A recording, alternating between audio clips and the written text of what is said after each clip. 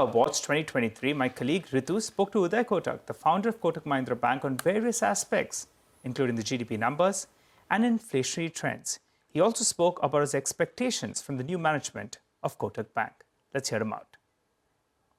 I'm quite sort of enthused by the way India is going. Well, speaking of India's growth, the second quarter numbers were quite the surprise at 7.6%. But how do you read those numbers in a more nuanced way? Because a lot of it is led by government spending. What about the private players? Looks like we are heading for a 6.5% GDP growth. Okay. And time has come for private sector to start spending. I think the animal spirits should come in sooner rather than later. Because this is a critical year. We're heading into, a bunch of state elections have happened and we're heading into a general election year. To get those animal spirits back, what should be the policy priorities? I think the first and the good news is we have a very stable macro economy. Hopefully, inflation seems to be under control. And even if we hold interest rates here for a while, I think people can take a view that if oil doesn't misbehave itself and things work out well in the rest of the world, if inflation comes under check, I think we should be in for better times. Speaking of rates, the Reserve Bank of India's Monetary Policy Committee is meeting next week. What are your expectations? I think we'll hold. I think right now India is on hold for interest rates. So 6.5% rate is something which I think holds for a while. But, with the Fed, with the recent comments indicating that they're nearing the end or they have ended the rate hike, you think now there's space for RBI to act? I think every time Fed chair talks, he gives caution that he's not in a hurry to reduce rates. And I think it's about posterity and legacy from the point of view of the Federal Reserve.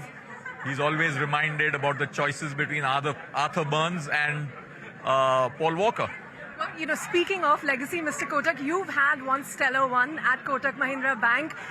Tell us, as you look back on this career, and we're here to honor you tonight, what have been the best memories? What have been, to your mind, the biggest achievements? Is it that ING merger, or, where do you see that? I think about the Kotak story as a startup story. It's a story about mirroring the India's financial sector reform and the growth of India. Kotak was at the right place at the right time, and we just did the things as they've unfolded, and probably we did not make stupid mistakes.